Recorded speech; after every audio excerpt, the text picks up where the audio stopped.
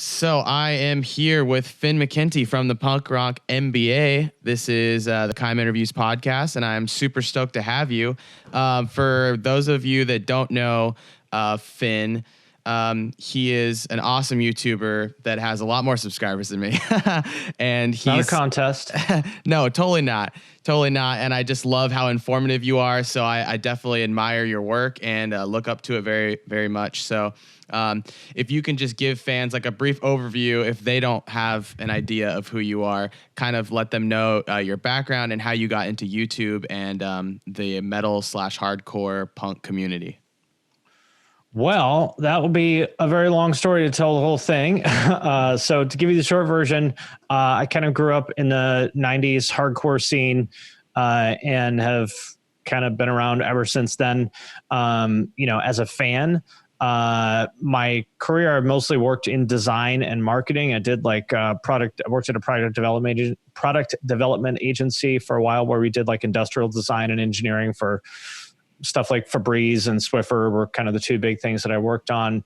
I worked at Abercrombie and Fitch doing design and marketing. So designed hundreds of Hollister t-shirts and then went over to factories in Asia to do like quality assurance type stuff, which was pretty cool. Spent a lot of time in like China, Korea, Indonesia, a little bit in Japan. After that, I worked at an online education company called Creative Live that does online education for creative folks like photographers, graphic designers, people like that. Did that for about 4 years. After that, I still am a partner in a company called URM Academy with some people that you guys may have heard of, like Al Levy and Joey Sturgis. We teach people how to make music, how to produce music at home. And then in September of 2017, I think it was, September 2018, I started my YouTube channel just kind of as a way of building an audience for myself. I just kind of wanted to prove to myself and to the world that I could do it. I think it's always a little fishy when people say that they, are great at content marketing or marketing in general, but they don't have any audience for themselves. There are certainly times when that's okay. I'm not saying that everyone in that situation is full of shit, but I would prefer not to be that person. So I said, well, I'm going to do this. And it took me a while. It took me about 9 months or so before I got really any kind of traction at all. But since then, fortunately, it's been a wild ride, been growing quickly. I'm at about 225,000 subscribers now, which is crazy. I never thought I would get to that point. And if you haven't seen the channel, basically what I do is do my best to kind of explain trends in the world of, rock and metal and punk and hardcore and related kind of genres. Just try to explain why people like what they do and don't like what they don't like and have a little fun with it along the way. Yeah, and I love how informative it is because, I'm like a huge Seosin fan. Like they're my number one favorite band. And that's how I actually came across your channel was the in-depth, analysis that you did of Seosin. And it was really, really cool to just see it kind of broken down and explaining it in a way that I couldn't, but I knew like kind of just from an intuition of like that they were onto something, genuine and intuitive from a long time before everyone else in post-hardcore. So it was really, really cool to see that. I asked Bo, I know him fairly well. So, okay, you don't have to be humble here. Tell me if you agree with this. I think Seosin, I think all those post-hardcore bands are just ripping off what you guys did on the EP. Do you agree? And he said, yes. I wonder though, like how many post-hardcore bands think the same thing, I was watching your Ronnie Radke video and you were kind of saying, like that Escape the Fate had this kind of like glam rock sense, but you were saying, earlier bands like Atreyu and Avenged Sevenfold did sort of the same thing. And I even watched a video of Ronnie Radke reacting to it. And he was like, yeah, totally different. And I was it is different. Yeah. And I was just like, okay, like, I mean, I do get that it is different because it was definitely more Motley Crue in that vein than Atreyu and Avenged Sevenfold was. Yeah. But I also thought it was hilarious that like he was very quick to give himself credit in that area. Well, you don't get to be as, successful as he is without believing in yourself. Yeah. Do you think that like he is one of the most successful? I mean, you mentioned in the video he's been relevant for 15 plus years, whatever. Do you think that he is, because I mean, in terms of longevity, I don't really know who's done it better than him in this whole, I guess, Warped Tour alternative genre? I would say him and Bring Me the Horizon are probably, the two, and maybe a Day to Remember from that kind of era. But as far as individuals, I mean, because, Falling in Reverse is Ronnie. As far as individuals go, I think he's got to be up there, especially because what's really amazing is in the past maybe 2 years, he's seen this like big uptick in his like profile, which is crazy because he's been making music for 15 years. And it's very rare to see somebody have that kind of an uptick. So, relatively late in their career.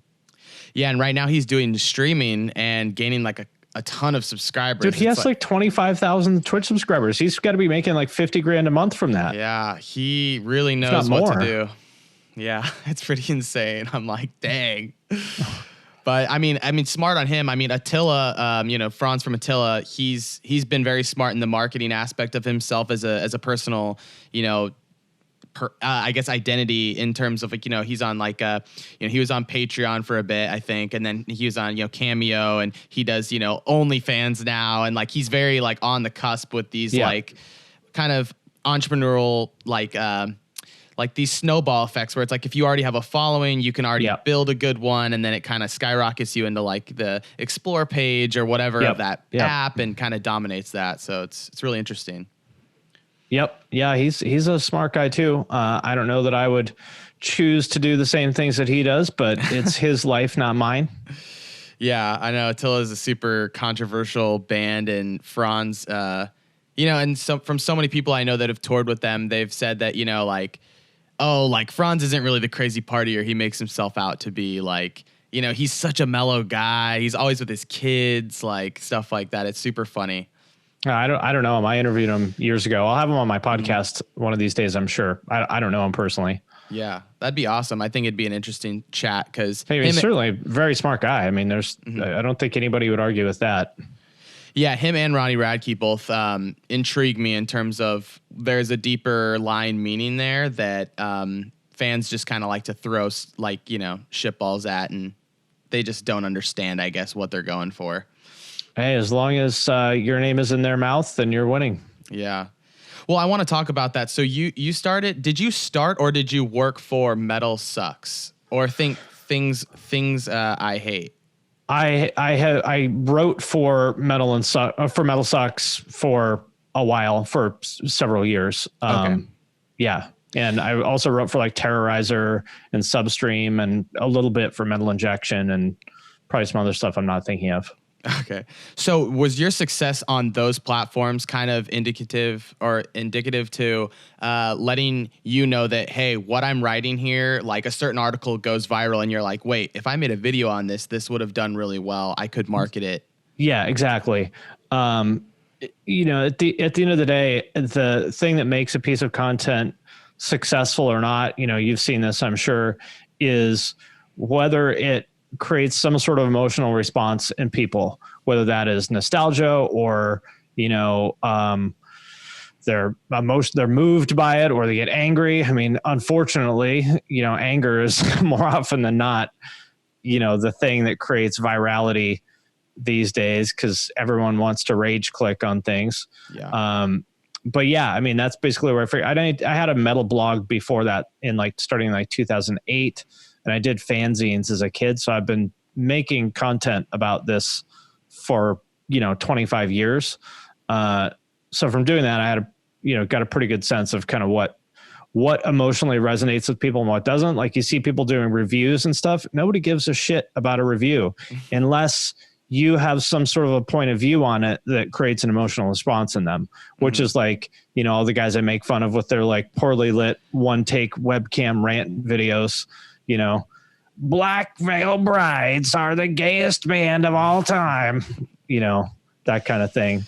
But that's where we're at, especially in YouTube. YouTube is entertainment, and people have to understand that and some entertainment is also informative. But if you just want to get in YouTube and, give your kind of vanilla opinion on an album, I think you're going to have a really hard time getting traction on that, because that is not particularly entertaining. And I'm not saying that that's good or bad. That's just sort of the nature of the platform. And, that's true for bands too. I think people forget that this is the entertainment business in general. You got to entertain people because they have a lot of other options. You're competing with, social media and video games and Netflix and all the other things that people could be doing with their time. Why should they give it to you? Mm-hmm. Yeah, that's super interesting, because I look at, when you talk about reviews, I immediately think of, Anthony Fontano, and obviously his reviews are highly critiqued, and they're very critical, usually pretty negative. So I think that's interesting that, and I always thought that was a part of his like kind of objective was, being this like almost asshole, because it gets people to just rage in the comments, and that creates. To be clear, I think he's a really nice person. I don't know him super well, but I talk to him fairly often. I think he's a really nice person. I don't think he ever goes, I can't speak for him, but I don't get the sense that he ever goes out of his way to like antagonize people. I think he's just gives his honest opinion, and, for better or for worse, a lot of people tie their identity to the music they consume. And so if you have a different opinion on music than they do, then they take that as a personal attack and get really angry. I think he's actually a very thoughtful, nice person. And, as much as people might want to think that he's trying to antagonize them, I don't think he is. I think he's just giving you his fairly mild opinion. Like, he doesn't scream and yell and rant. Like, oh yeah, no.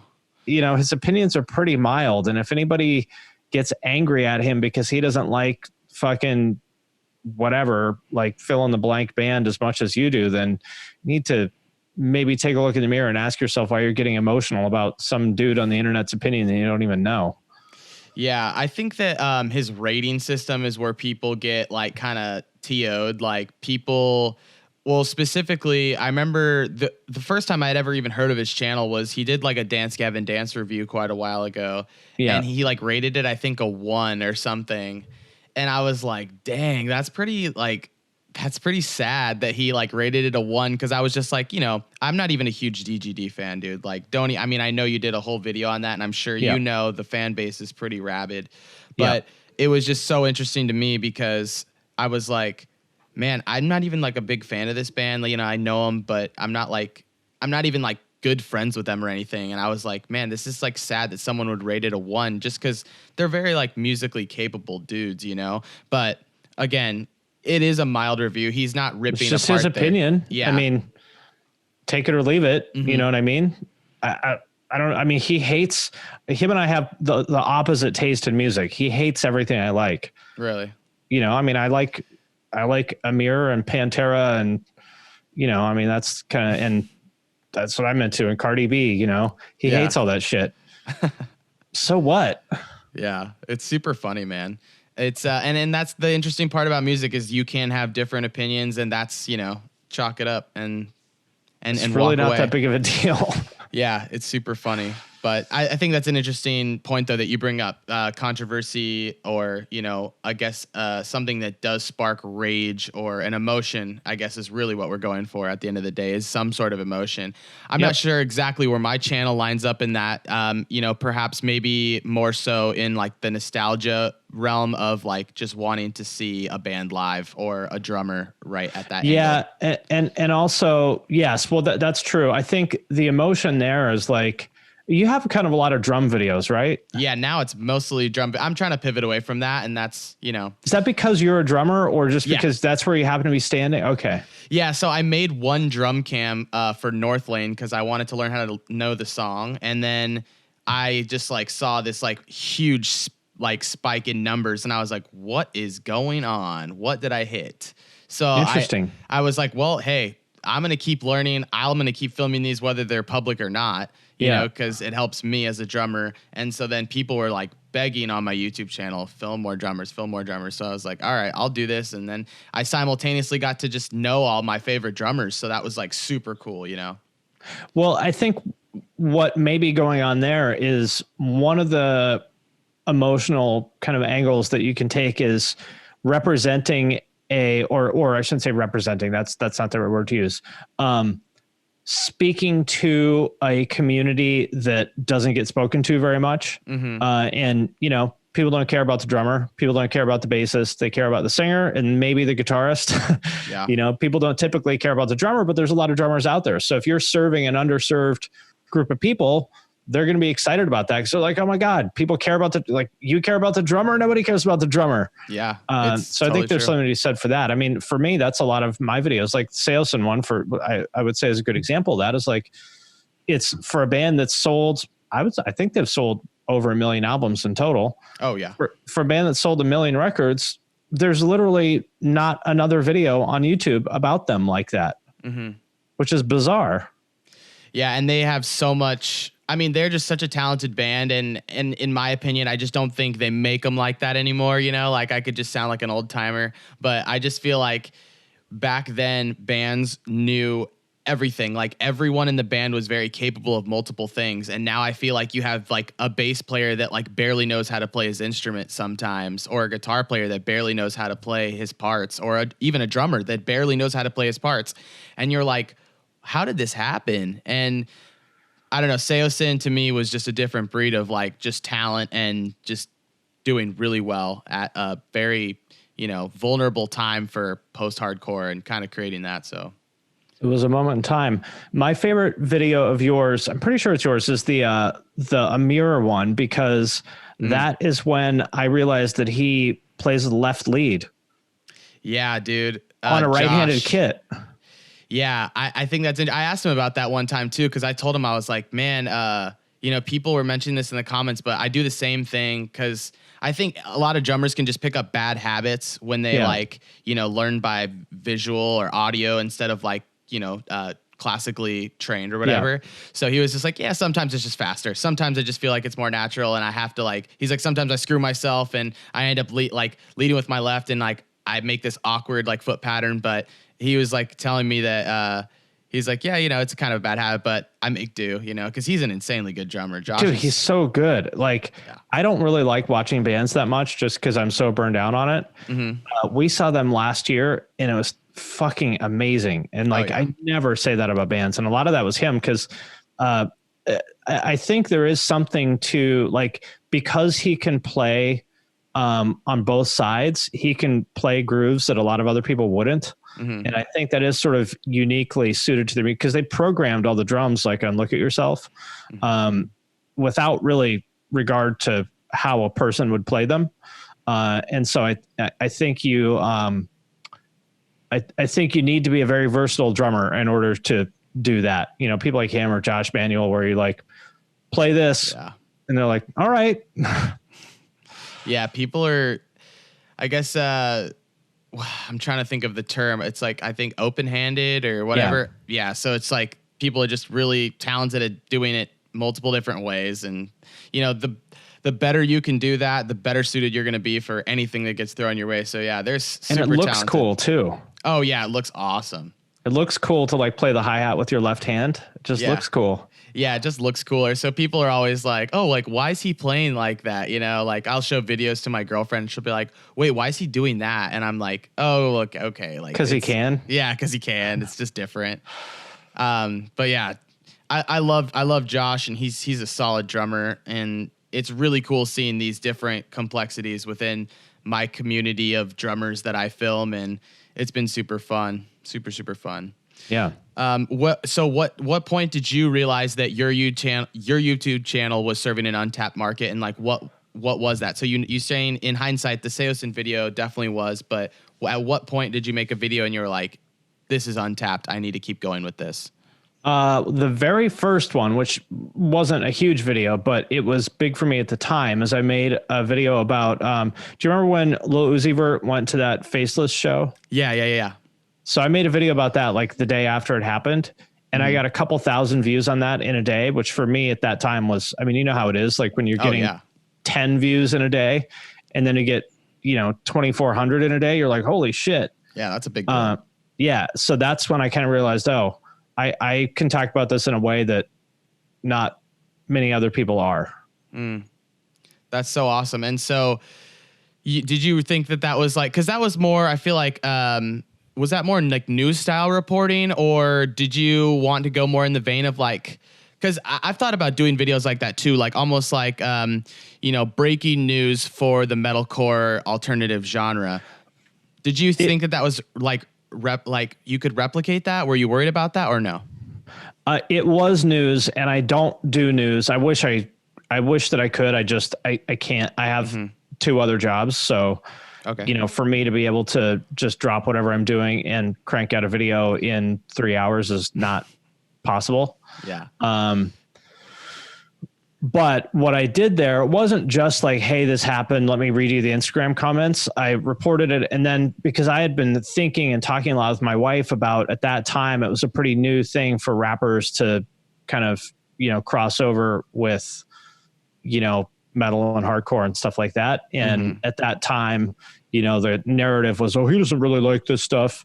And so I kind of went into more detail. It's like, well, I don't think if you end up at a fucking Faceless show, I don't think you're a tourist of all bands. You know what I mean? Like if you wanted to impress people with how cool you are, that's not the band you would choose. I like them, but you know what I mean? It's not like normies are going to be impressed that you went to see the Faceless. And so I was talking about this, like Playboi Carti has a Bad Religion tattoo. And it's like, well, if he doesn't like Bad Religion, he sure is dedicated to pretending if you got a fucking tattoo. I know, for real.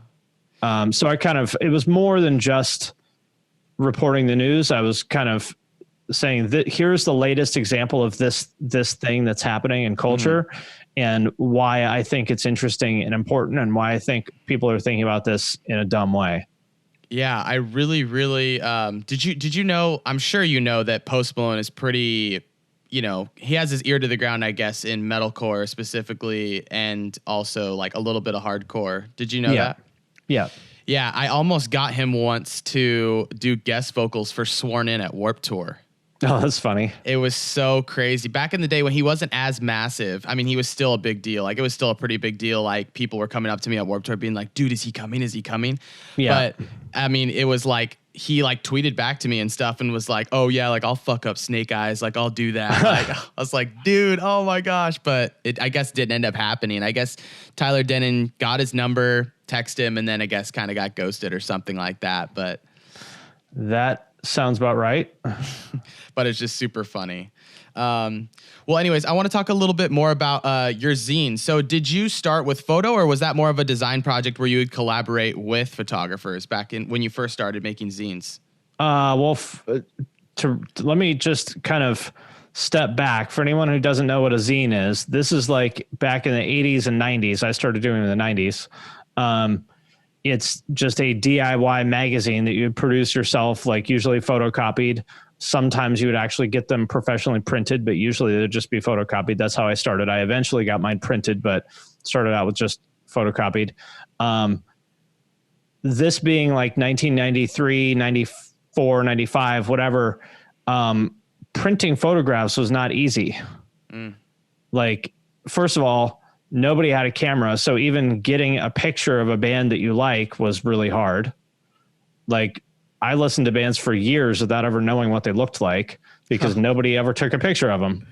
That's so funny. Or if they did, like, it was just some girl in Michigan had this picture in her photo album. It's like, there was nowhere to distribute them. Yeah, that makes sense. And then even if you did have it, just without getting into the sort of technical details of printing, there's certain things you have to, there's a thing called half toning that you used to have to do in order to reproduce a photo like in print.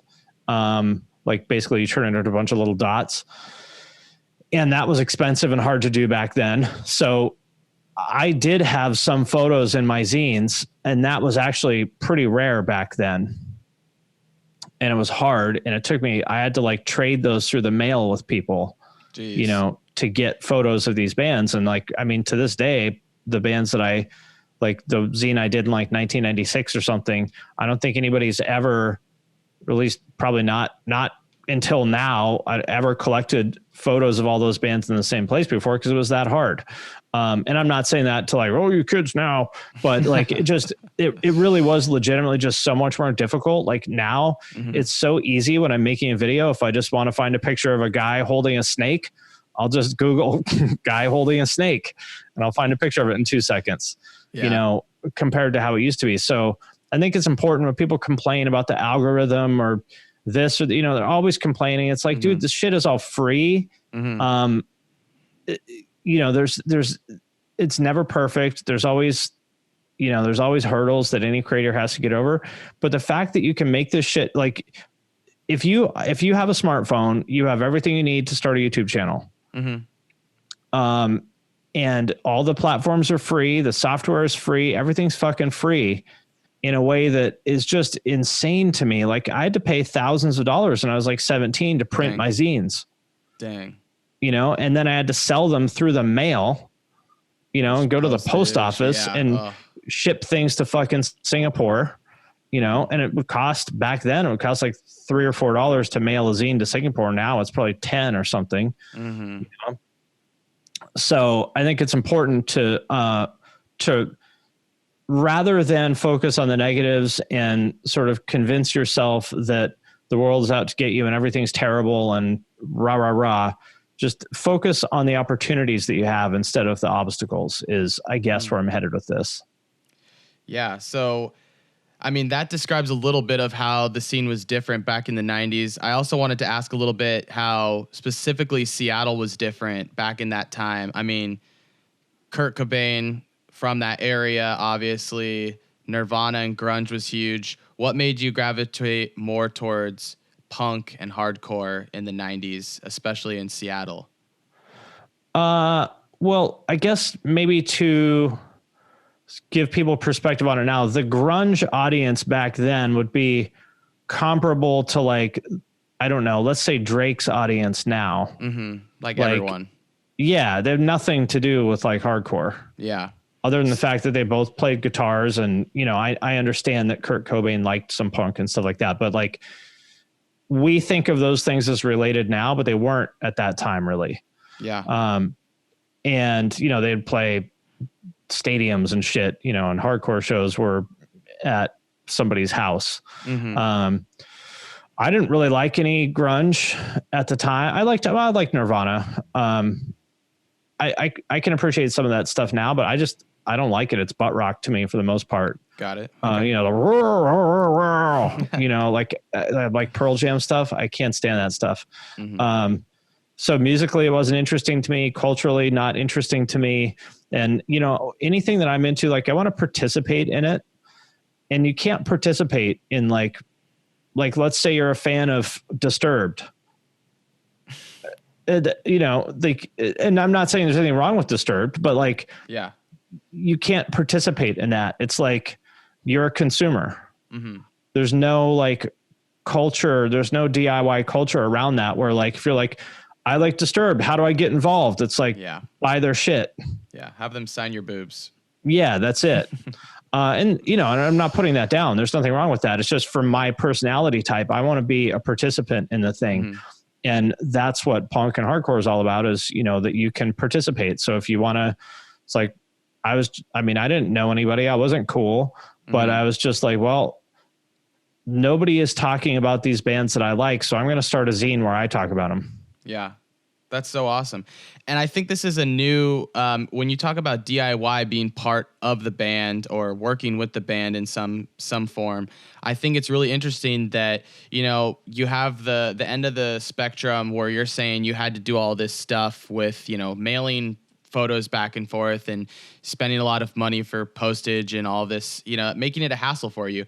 And, I look back at when I was, just getting into like Atreyu and Avenged Sevenfold and whatnot. That's kind of my starting point in like the 04, 05 era. And I think it's really interesting that even back then, there was still very little I could do to work with the band. Because I remember being obsessed with Atreyu, wanting to do things. And I didn't even meet the band until I was doing journalism in 2013 or whenever they came back. I think it was 2013 or something.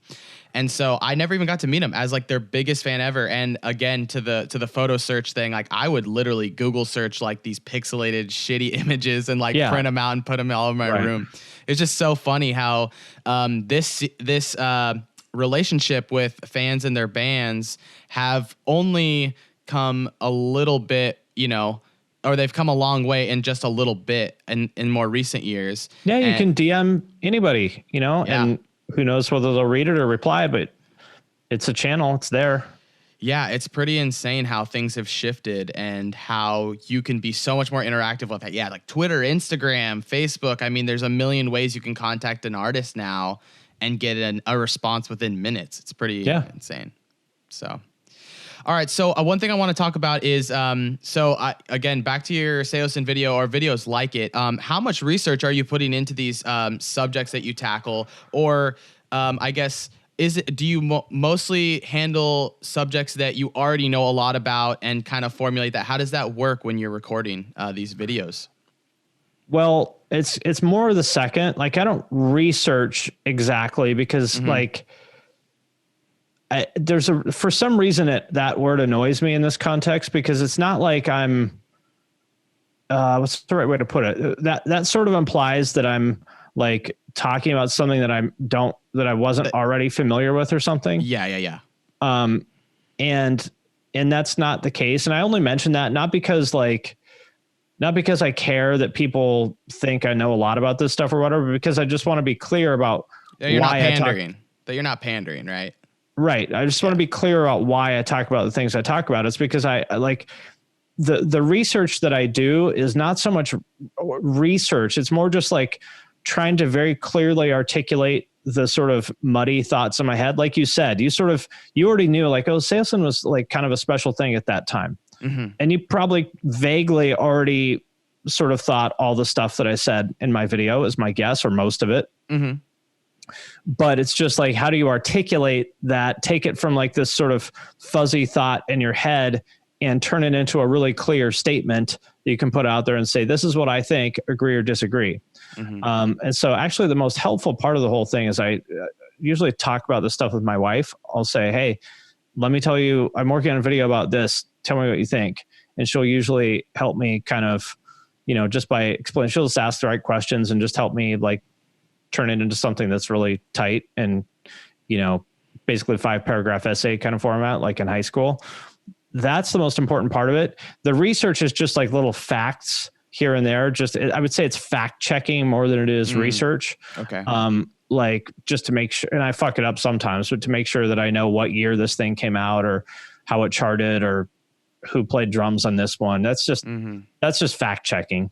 The research that I do that is more meaningful is I try to talk to somebody who was involved with it, whether they were in the band or worked with them or something like that. Like, like for that one, I talked to Bo, and it's his band. And, if anybody wants to say it's other than what I said, I go, well, you're entitled to your opinion, but talking to the guy who started the band, so I don't know what to tell you. Or, it could be there's I don't want to name names because I don't know if they, would want me to, but some of the other videos I've made, I might know their A&R or someone at their label or, someone who was friends with their manager or something. And I'll say, hey, this is how I remember it going down. Is that right? And they'll be like, yeah, pretty much. But, there's one other thing. So-and-so did this or that. And I'll go, oh yeah, okay, that's good. So that's the kind of research that I would do, is more about, not to say that I already go into it with like my mind made up, because sometimes I do change my mind, but it's more about like really clearly supporting the idea that I already had and making sure that I've really built up a good case for that than it is like sort of deciding what I think, if that makes sense. And this comes from being on the debate team in high school. I was on debate team for like 3 years and I took it really seriously. Like I went to debate camp in the summer and stuff. That's awesome. I competed in tournaments all over the state and stuff. And, everything I do is based, like if anybody out there ever did debate, everything that I do is based on the cross-ex debate case format. If you look up cross-examination debate case and you'll see it, there's like a very particular kind of format for so the way it works is like every year there's a resolution. For example, like when I was a senior in high school, the resolution was resolved: the United States should substantially change its foreign policy towards the United States or towards Mexico. And so you sort of flip a coin and then you either have to be the affirmative that supports the resolution or the negative team that that argues against whatever the affirmative team suggests as a plan. And you don't know before every round whether you're going to be affirmative or negative. So you have to be ready for both. And so what I do is just, I sort of come up with my own resolution and I make a debate case to support it. And that's a video. That's super interesting. That's a very methodical way of going against it. So now what we need to know is we just need a second channel from you of you going against what you said in your original video. Oh, I told you, that's actually, you know what? That's a good idea. Devil's Advocate. Call the series Devil's Advocate or something. No, I should. Yeah, I should. You're right. That's a good idea. I'm going to steal that. Steal it. Go with it, man. I think that's funny. So do you have a staff with you? Do you have a staff or is everything you? I know you said you had 2 other jobs. So, I mean, I'm sure you're spread pretty thin, it sounds like. Well, I usually get up at like 5 or 5:30 and work until somewhere between 7 and 9 at night. And then on the weekends, I don't work quite that much. I maybe only work like, 4 or 6 hours a day on the weekends. But that's usually my schedule. The only person I have helping me is I have a producer for my podcast, who like basically I record it and she does everything else. Like she edits it and, uploads it to our host and all that stuff. But on the YouTube side, it's all me. Okay. Awesome. Yeah. I would love to be able to delegate that. I don't think that that's possible. But I'm always challenging that assumption because I don't want to be able to say, oh no, nobody could do what I do. But I really think that might be true for me because how could anybody know what random picture to use of Earth Crisis from this one show in 1993? Yeah. How could anybody know that, Yeah, it's like it could be done, but it wouldn't be done as the same quality that you want it to be. And so I get that. Yeah. I mean, technically, there's nothing I do that's impressive. I'm not a great video editor. It's more about just knowing what content to use. That's the hard part. The technical part would be easy to outsource, but the sort of deciding which content to use where is the part that would be, I think, impossible to outsource. Especially across, like there might be somebody who could do one video, like maybe there's someone who could do the Earth Crisis video, but that person would not be able to do the emo rap video. Yeah, exactly. Yeah, that's like you could find people that are like certain specialists, but then to like, orchestrate that on a consistent basis would just be a nightmare. And then I'm a production manager and fuck that. Exactly. Yeah, you would. Yeah, so I think that's an interesting topic and something I wanted to dive into was, what kind of advice would you give to people that want to start a YouTube channel that are a little bit daunted by the fact that they need to be not experts in a lot of different things, but they need to know a lot of different things. So, graphic design, marketing, social media, video editing, filming, audio. It's like, how do you kind of let someone know that it's fun and not something that they should be scared of?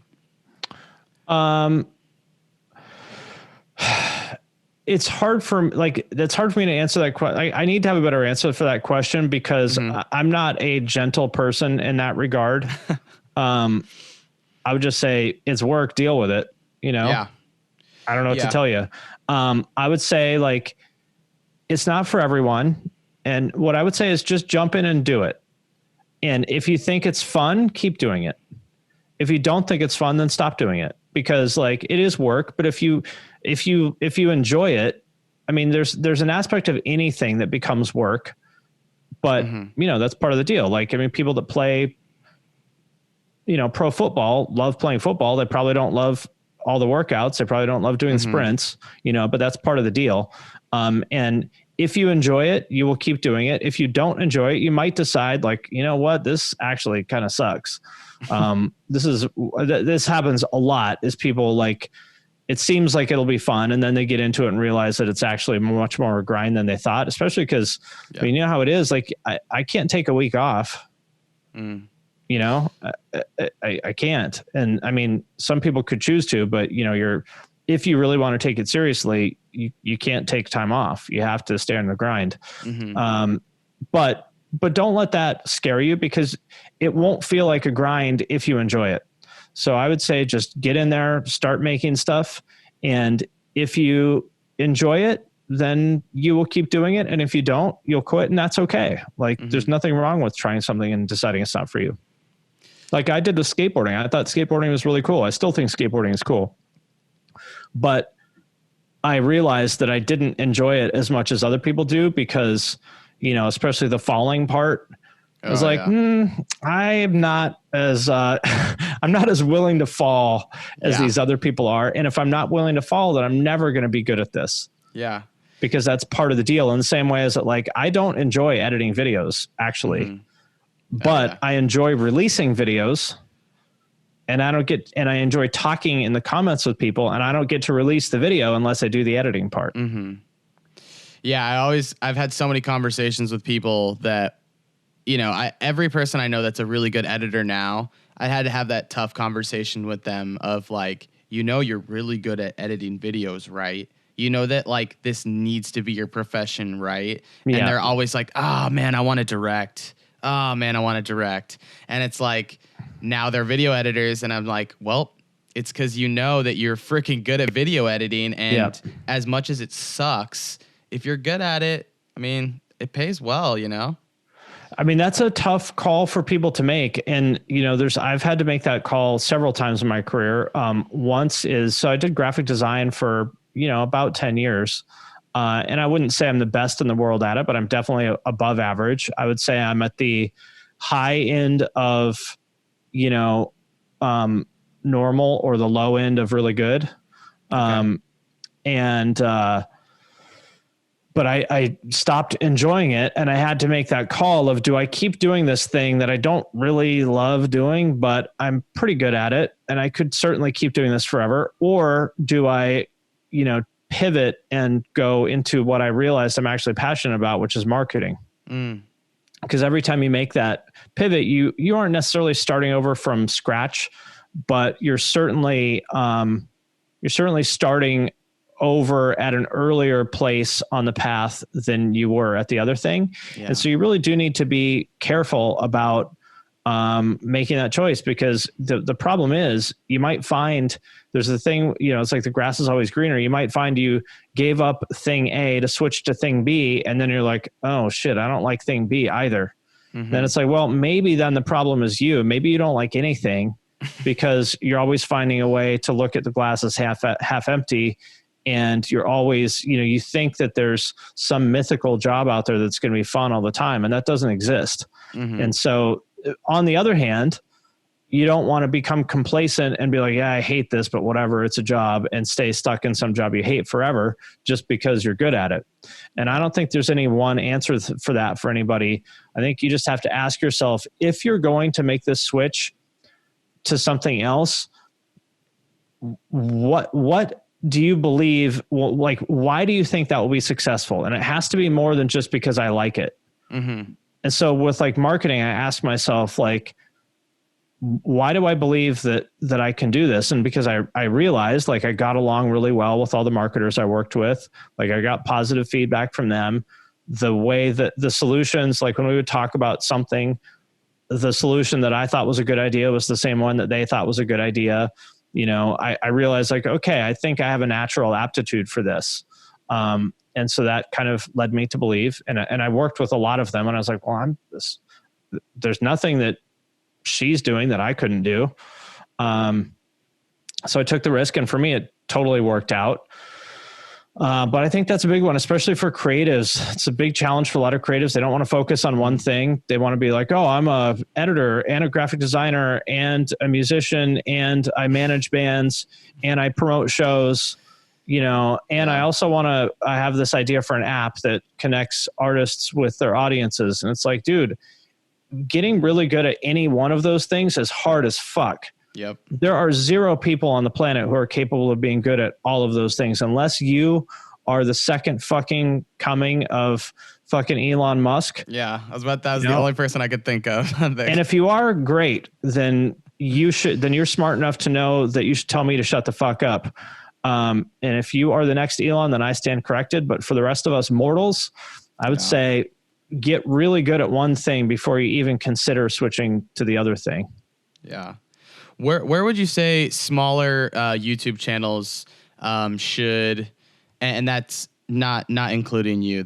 I wouldn't consider your YouTube channel small. I'm saying like me, or like, under 100,000. I would say, where would you say that people under 100,000 subscribers should direct their efforts in terms of marketing, since you are great at marketing and you've proven that? I don't actually think that marketing per se plays a role in YouTube. Okay. In the same way as it would if you have a product to sell. Because YouTube does the marketing for you. If the goal of marketing is to get your product in front of people who would like to buy it, which in this case is watch your videos. Viewers, yeah. Yeah, YouTube does that for you via their recommendation engine. They have 2 billion users now. And if you get plugged, I'm sure you've seen this happen. Like you were talking about with some of your drum videos, like you get plugged into that recommendation engine and you see your numbers go. Yeah. You're like, whoa, that was cool. How do I do that again? Just make the same content, I guess. Yeah, exactly. Yeah. So to me, for YouTube, it's about what can you do that is going to get you plugged into that recommendation engine, because that recommendation engine is going to think that's going to blow your channel up. You get hooked into that, and that's the ticket. And I think you really only need that to happen. It's that one first time. Once it happens the first time, now you're off to the races. As long as you can kind of repeat that at least somewhat. Because some people can't, you see some videos, like it'll have 3 million views, and then you look in the channel, it has like 1,200 subscribers. Yeah, they just hit it once. Yeah, and there's something that they did wrong. Like oftentimes it's like they didn't do a good job of explaining, here's what this channel is, and here's what it's about, and here's why you should subscribe. It's just like they just hosted a video basically, rather than making a piece of content on a channel. Okay. So what I would say for a smaller channel is like, how do you get plugged into that recommendation engine? And usually that is going to be the topic. That's the most important thing, I think. The second most important thing is the title, and the third most important thing is the thumbnail, in my opinion. Because if you have a shitty topic, the best thumbnail and title in the world won't matter. Like if you made, for example, in the world of music, like making videos about bass is really hard to get anybody to care, because people just don't care about bass. Yeah, in this scene, yeah. Which is dumb, because bass actually matters way more than people think. Yeah. But it just is what it is. So if you were making music videos about like, gear shit, you should do guitar stuff, because, guitar or drums, those are the two things people care about. They don't care about vocal mics. They don't care about bass. They care about, and even within the world of guitars, they care about guitars and they care about amp heads more than anything else. They don't care about cabinets. They don't care about strings, even though strings and cabinets make a massive difference, probably more than the guitar itself. So you have to understand, like, what do people care about is the main, like I said before, how do you create an emotional reaction? And the first step to that is like understanding what your audience cares about. And you don't get to choose that. And it may not be the same things you care about. Like behind you, for example, you have some pro wrestling posters here, like The Rock and The Undertaker. Yeah. I don't know that much about wrestling, but I know there's hundreds of other wrestlers. Yeah. And I'd be willing to bet you that you could make a brilliant video about some unknown fucking small fry wrestler. Nobody would watch it. Yeah. You make a half-assed video about The Rock, and way more people are going to watch that video, even if it's not great. Yeah, it's true.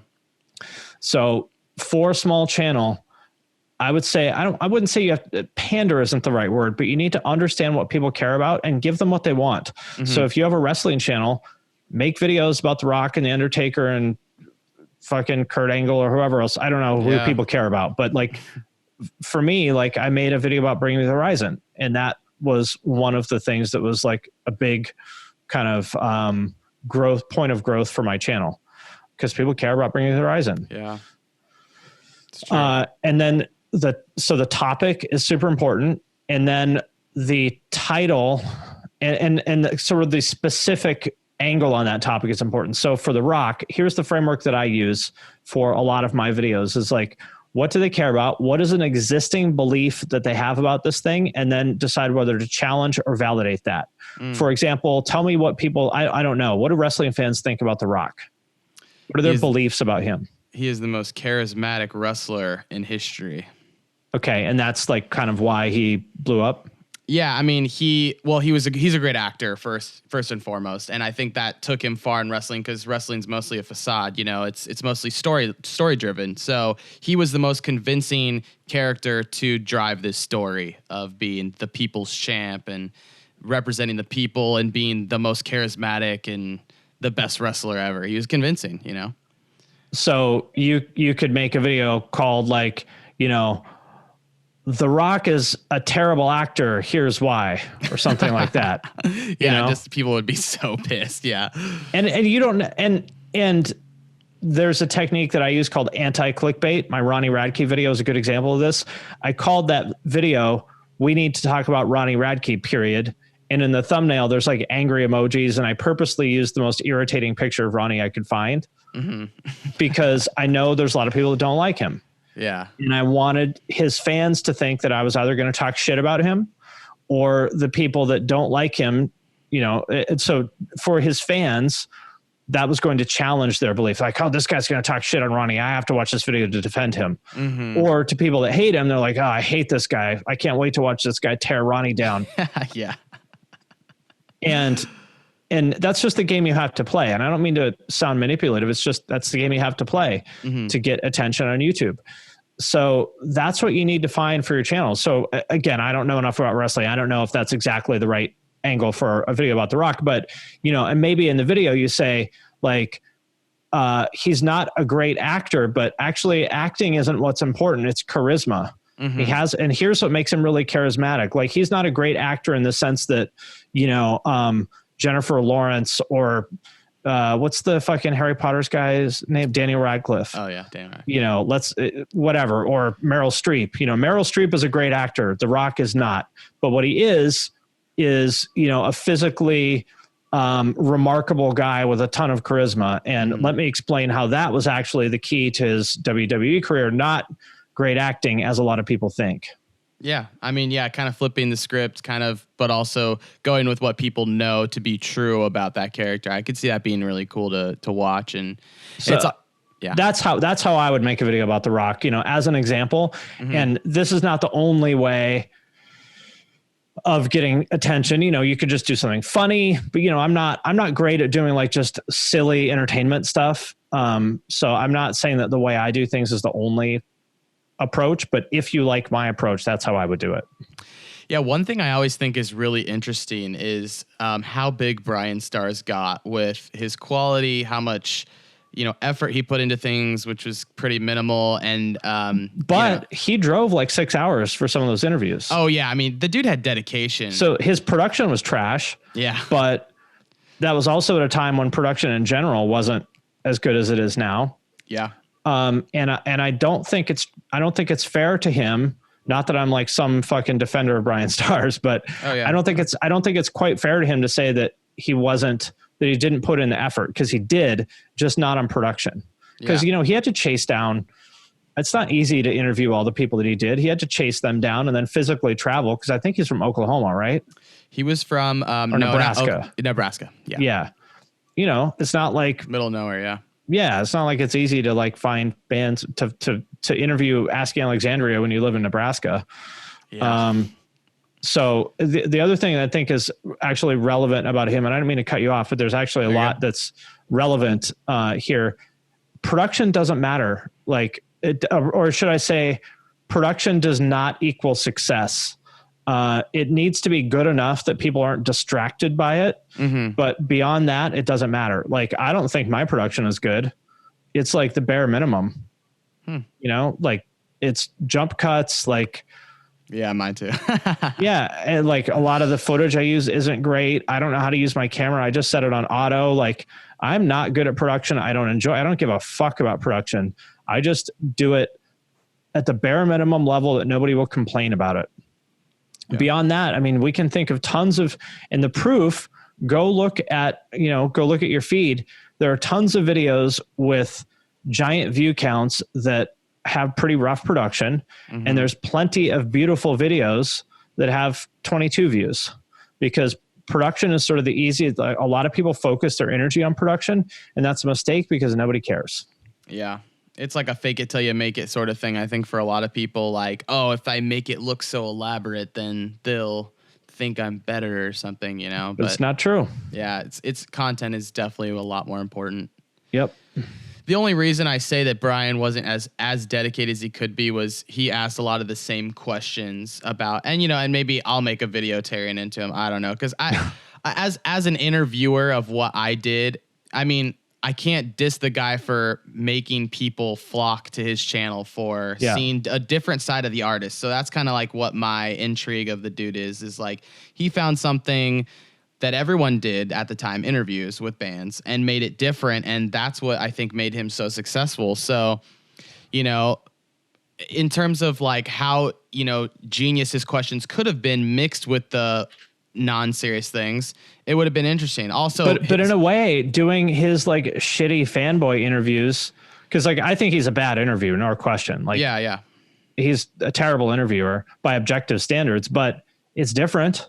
Yeah, it's like different. Maybe if he like especially when he wore that like blue shirt, he just looked like such a dork. Yeah. And I'm not putting the guy down. I'm just like being blunt. Yeah. Like, so it's this like clearly kind of outsider kid asking these really kind of awkward, bad, weird questions. What if I would argue that that's actually a better channel. That's better content than if he was somebody, who looked like he was supposed to look, asking the questions he was supposed to ask to all the bands he was supposed to talk to. Like, oh, let's go interview fucking Baroness and talk about their new album. And like, nobody would watch it because he was like a weird little scene kid doing these weird fanboy interviews, and his audience is probably 14-year-olds. Yeah. And his interviews were so long. It was like everything that, the culture, like the cultural narrative, like told you not to do, like for me, like starting out, I was like, oh, like no one wants to watch an interview over 15 minutes. Like, no way. He was doing like 1.5 hour long interviews, 2 hour long interviews sometimes, like podcasts essentially. Yeah.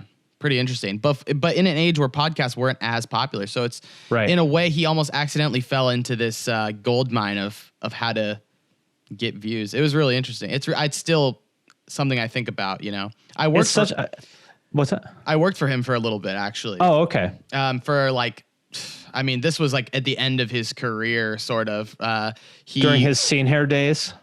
Yeah, it was around then. He was transitioning to scene hair days, and so he didn't have enough time to do stuff. And I was at a Warped Tour already, and he was a friend of mine actually introduced us, and he was doing like live sets for Brian, and he was saying like, hey, I have a guy that does interviews, so if you want to do like not hosted interviews or whatever, this guy would be great. And so Brian like was like, yeah, I like your interviews, sure, yeah, let's do it. So he would like go 50-50 with me on all the revenue that his videos would make. So that was super interesting. And so for him looking at me, it was like, okay, this guy can bring the production quality that I want, that I can't do, for that other side of my audience that might want that. So I did one interview for him actually with Asking Alexandria.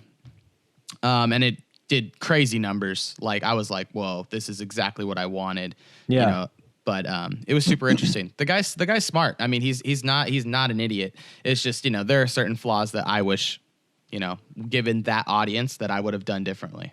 Totally. And, for anybody listening, I'm not like saying like, oh, Brian Stars is Shakespeare, nor am I like tearing him down. I just think it's important, like he clearly did something right. Yeah. Like, cause he was big. Like I remember like he was on Warped Tour 2014, I think. Him and like Johnny Gilbert and whoever else had some YouTubers, and their lines were longer than any bands. Yep. So I think there's a temptation for a lot of people to like sort of discredit or roll their eyes or laugh at someone like that. But I would say, well, he accomplished more than most of us have. So you don't have to like it, but I think if you're smart, you would ask why did that work and what can I learn from it?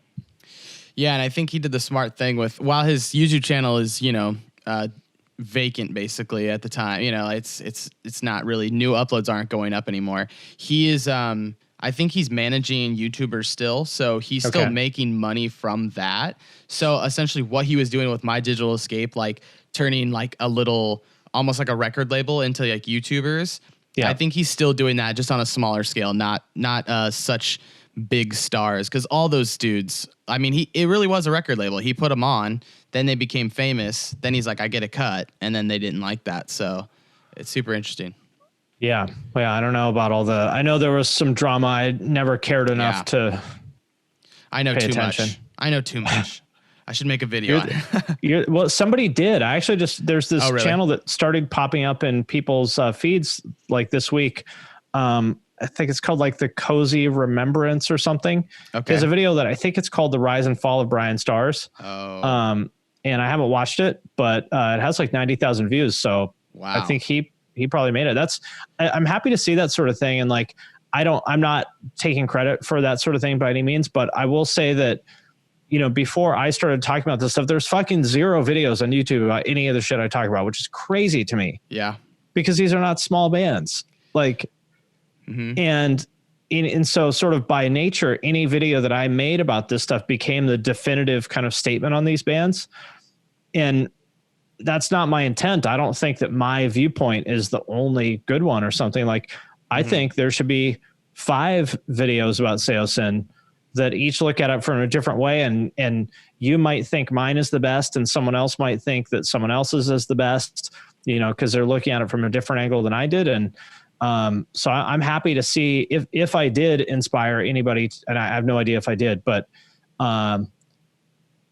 I've sort of felt for a while like, oh man, I have to make a video about this or that, because if I don't, nobody else will. But that's less true now, because Nate the Mate is another channel that's good. He does a lot of more like emo indie kind of stuff that I don't like that stuff, so I don't know as much about it. But I mean, I respect it, and the reason I don't talk about it is because I don't think I would do a good job of it, and I don't want to do something where I'm just kind of phoning it in, and I don't think I'll do a good job. It doesn't mean I have to like it, but if I'm gonna not like it, I want to have a really solid case for that I can really stand behind. And so I'm happy that he's doing that stuff. This other channel, which again, I haven't watched yet, but it seems like he's doing some cool stuff. There's probably some other people I'm not thinking of, but I hope that people will start documenting and talking about this culture, because like, if we don't, like, it's not going to get documented anywhere, which is crazy to me given how big it is.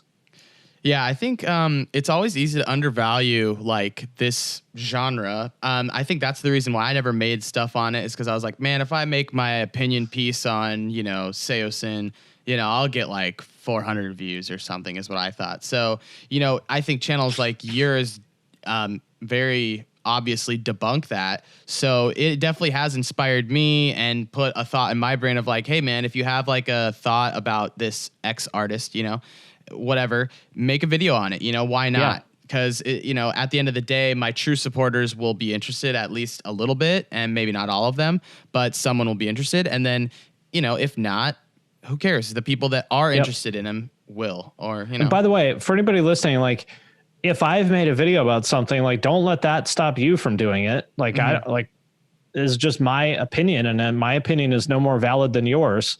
Even if it's like don't be afraid to say the exact opposite of what I think.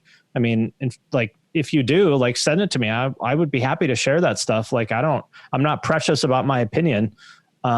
And if anybody wants to make a video about why I'm wrong about this or that band, if you do a good job of it, I would love to share it. I think that's awesome. That's one thing I would like to correct, is that sometimes people in my comments like, well, you just hate it when people disagree with you. No, it's great when people disagree with me, as long as they do it as long as they're good critical thinkers. Like, I hate it. Like, if someone's just like, you're wrong, man, you don't know what the fuck you're talking about. I mean, that's not a debate. That's just you kind of blurting out a series of dumb words that mean nothing. Yeah. But if someone wanted to make if someone has a legitimate point of view on why they disagree with me, I'm thrilled by that. Yeah. And you might be right, and I'd be happy to say so. Yeah, it's super interesting, man. I think that the YouTube world, I think that there's definitely a lot more that we could dive into with the alternative scene and whatnot. Like, as a YouTube community, like, there needs to be more. And you know, Nate the Mate, I've definitely seen that guy grow and whatnot. So I guess this is probably a good point to end off, because this is my last question is, could you give me some underrated bands in the scene that deserve more attention, and then also some underrated YouTube channels that deserve a little more attention? Underrated bands. Gosh, I mean, I think I've talked like I'm not that excited about very many current bands. I'm just not. I mean, the people I'm excited about are more like solo artists. Okay. I think this emo rap stuff is really exciting because to me it captures the same spirit as it's something new and different and inventive. To me, it's the same thing as metalcore was in 2008. Yeah, I love it. Yeah, I think it's cool. So, I mean, that's the stuff that I'm most excited about. I think a lot of mainstream rap that's happening right now is really cool and innovative too. Super weird and different. Same with pop, like all the like PC music type stuff that's happening right now, I think is really cool. Spotify can do a better job of recommending artists for you than I can. I guess if there's one kind of band right now that's sort of solidly within my channel's wheelhouse that I think is interesting is Drain. I don't know if you know Drain, them. Yeah, they're sick. Good band. So you check that out. As far as YouTube channels go, I don't really watch any music related anything. My favorite channels are I like Geography Now a lot. These are not small channels, but okay. Geography Now is really good. Psych IRL is one of my favorites. She talks about YouTubers a lot. Vanessa Lau is really good. She makes videos about Instagram. I don't know. Graham Stephan is good. He talks about money, personal finance. I like the Tech Lead sometimes, although I don't like him as much as I used to.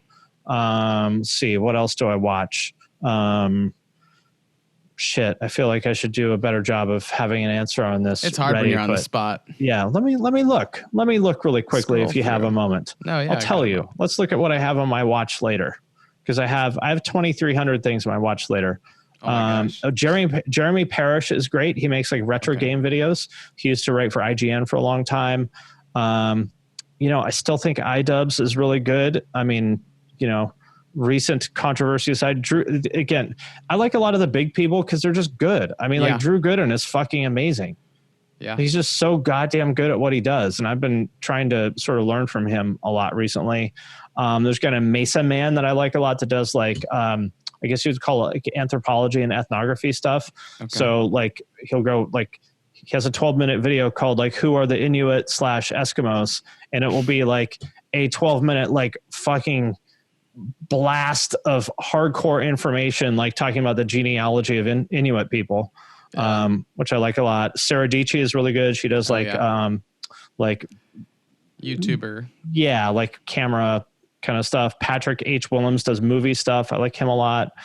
I don't know. I could go on forever. But I don't watch any kind of music stuff really. And because there's not much, and that's goes back to our point is there needs to be more, Yeah. I've been balls deep in music for long enough that it's like, if you work at a pizza shop, do you want to eat pizza for dinner? Like, probably not. Yeah. I'll attest to that. I did work at a pizza shop, and there you go. Do not like pizza that much. Anyways, well, all right. Well, I just want to wrap this up, at least the podcast portion. I'm sure we'll have a little combo after, a little recap. But guys, I just want to thank you so much for listening. Finn, thank you so much for being on the Cayem Interviews podcast. And I hope you guys learn and take away a lot of information in terms of YouTube and just working in the music scene in general. So thanks for being here, man. Thanks so much for thinking of me. All right, guys. Cayem Interviews signing out.